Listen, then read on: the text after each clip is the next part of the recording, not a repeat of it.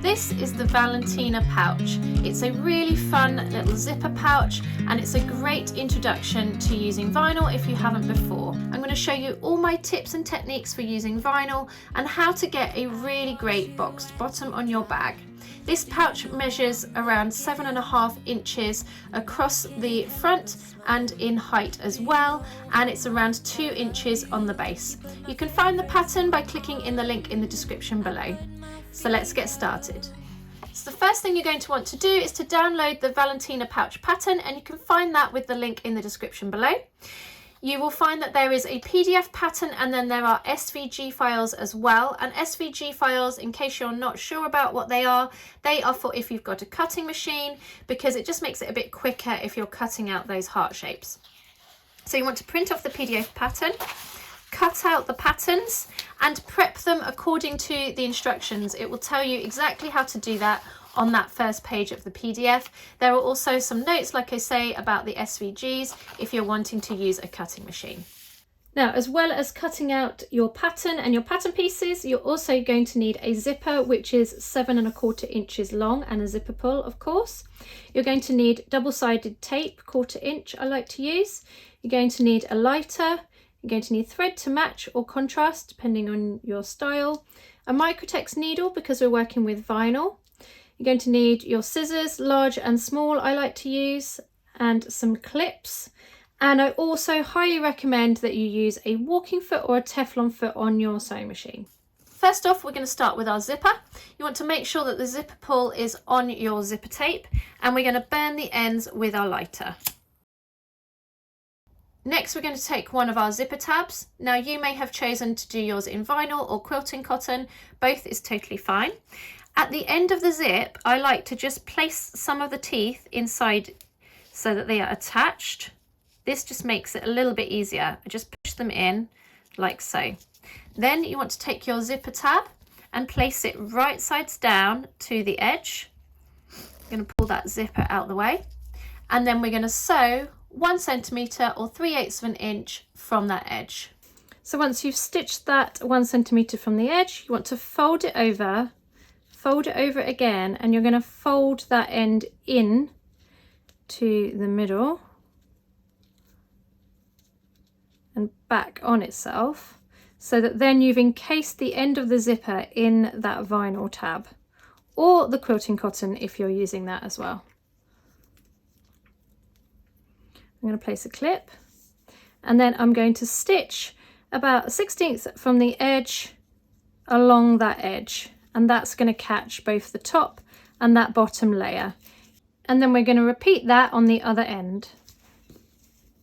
And I should add that I like to use a 3 or 3.5 stitch length when I'm using my vinyl. Then we can put that zipper to one side. Then we're going to move on to the front panel. And you want to get your piece that you cut out of your cotton and your top piece with the heart cut out.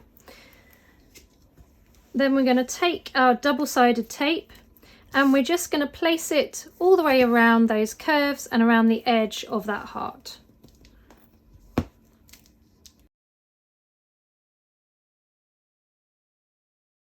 Then we're going to lay our vinyl over that heart and make sure that it's in the right place of where we want it.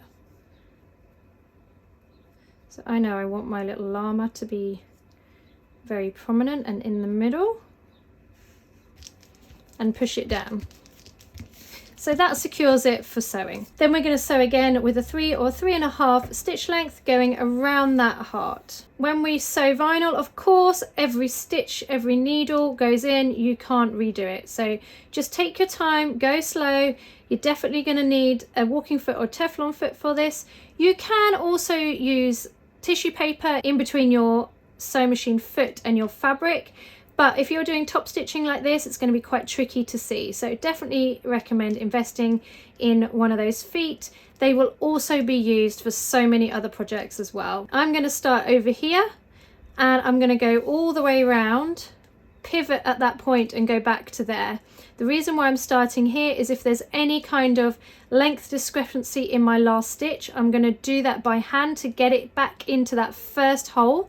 I'm going to pull my threads to the back, for both stitches so that I can pull them through to the back. You won't see any start or stopping on the front. You won't be able to tell where I've started or stopped. That's the plan, and it will all look really nice and neat.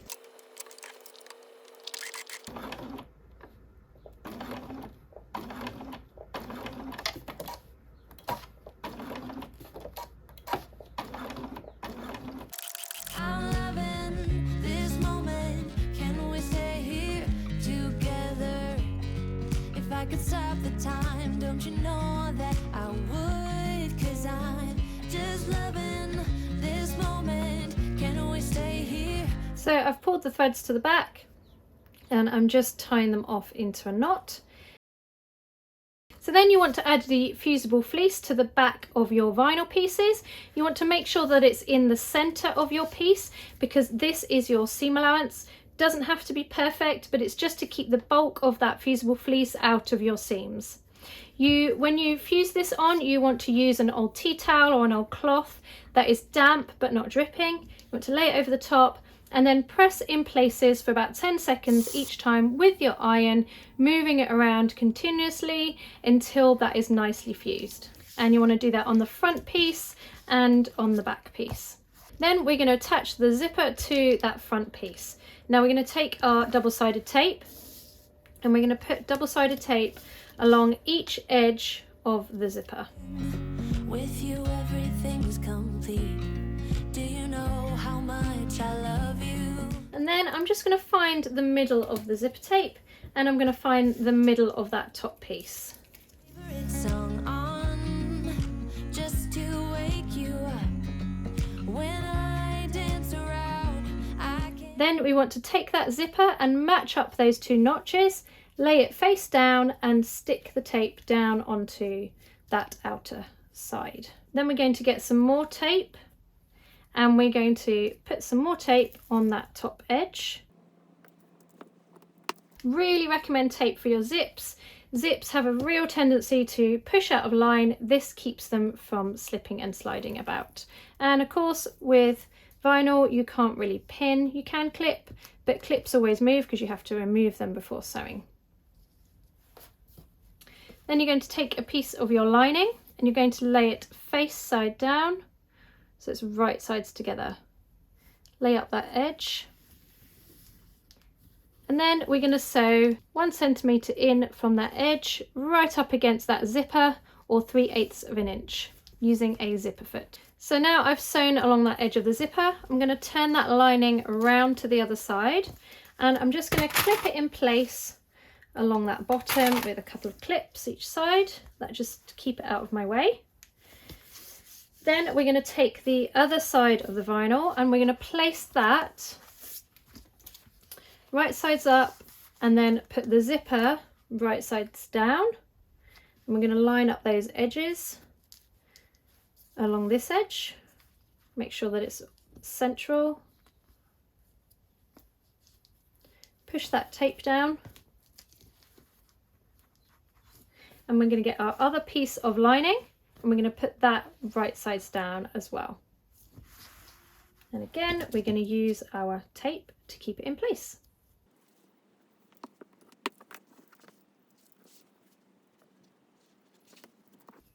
Just like before, we're going to stitch 1 centimetre from that edge. So now that's both sides of the zipper sewn. And then we're going to top stitch along that edge. I'm going to change back from my zipper foot to my walking foot. And I'm going to sew about 1/8 of an inch from that edge. I'm going to make sure though that I start and stop at the ends of this zipper. That's really important for the next step. So I've top stitched that zip. I'm going to flip it over and we're going to mark on for our boxed corners. To do our boxed corners, we're going to mark up 1.25 inches from that bottom edge and 1.25 inches from the other edge, along the other edge. And then we're going to match up those lines.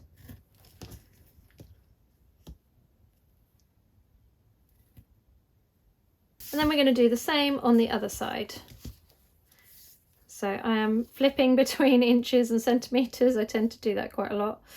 So I've got the centimetre ruler and my inches on my measuring tape. But 1.25 inches up from each corner and then make a line to match them up. So you've got 1.25 inch box on each side. Then we're going to place the vinyl sides together, right sides together. And we're going to clip it all around.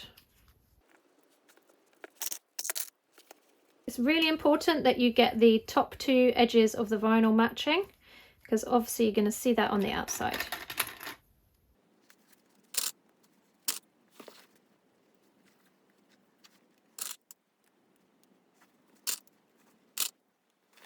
Then we're going to sew from that top edge of the vinyl where the zipper is along 1 centimetre seam allowance to where we've marked that line.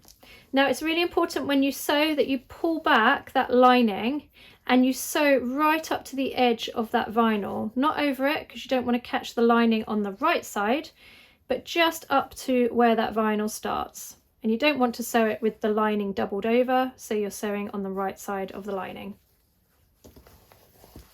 So we're going to sew from there to there, then we're going to sew from there to there and there to there, and you're stopping and starting as you go. Okay, so I've done all those lines of sewing. I just wanted to point out as well that you will find it hard to get up to that zipper with a walking foot or even maybe a regular foot. So I stopped just before, a couple inches before, and changed over to a zipper foot just so that I could get right in there and up to that edge of that zipper. So I've left on that tail, and you'll see on the back I got a little nest, little bird's nest. I just wanted to leave that in to show you that that's where I started and stopped. Next, we're going to open up that corner and squeeze those points together. And the reason why I only sew up to that line is so that I can match up and I can see quite nicely where those seams are, so that I can get that matching really nicely. That is how you get that perfect seam on the bottom of the boxed corners. Also have a little trick where I use a pin as well. So you want to take a pin. Obviously you need to be careful because if you make a hole in the vinyl, it's going to stay there. But I go through my stitching on both seams. You don't have to do this. This is just a little tip for getting your seams really nice and straight. Again, be careful. It doesn't matter if you go in the seam allowance too much. And then I'm going to poke the needle back up through the seam allowance. It's never going to be seen. That keeps those seams together. They can't go too far off key. I'm going to do the same with the other corner. Pull it out. So as you can see, those lines we drew earlier, they kind of go into a point, and that's where you want the middle of that pinch to be. Open out those seam allowances. Match them up, stick your pin in, and if you want to as well, you can also at this stage marry up that line that we drew earlier on the front and continue that to the back so that you know where to stitch. Then we're going to sew across there and across there. Oops. Without the pin in your finger, and across there to box our corners. So there we've got our boxed corners. Just want to chop off the excess seam allowance and the threads. Then we're going to sew up our lining. Now with our lining, we want to make sure that we start just past the vinyl. So pretty much where your stitches ended, but not on top of the vinyl. Now with our lining, we're going to do our boxed corners in a slightly different way. You could also do this for your vinyl. I just wanted to show you a slightly different way than is usual so that it's a top tip for getting those nice seams lined up. But this could be an easier way for you for the vinyl if you haven't done boxed corners before. So you want to sew just like we did before from that edge all the way around. Then we're going to stop and start at those clips because we're going to leave that empty with no sewing. Start there, go around all the way to that top edge. Now again, when you're sewing up to those zippers, you're probably going to want to use a zipper foot just to be able to get in there. Now this is how we're going to box these corners. It's not so important that the seams match up. So we're going to pull it out. Sometimes it's easier just to go inside and pull those sides out. I'm going to pinch those corners. And we're going to measure 1 inch from that edge. Use my ruler to make that line. Put some pins in. And I always sew over my pins. Bit controversial. Totally fine if you're going slow. Not so good if you're going fast. So if you've got your pins in there, just sew slowly. So again, on the other side, I've pinched that and I'm going to mark along 1 inch or 2.5 centimeters.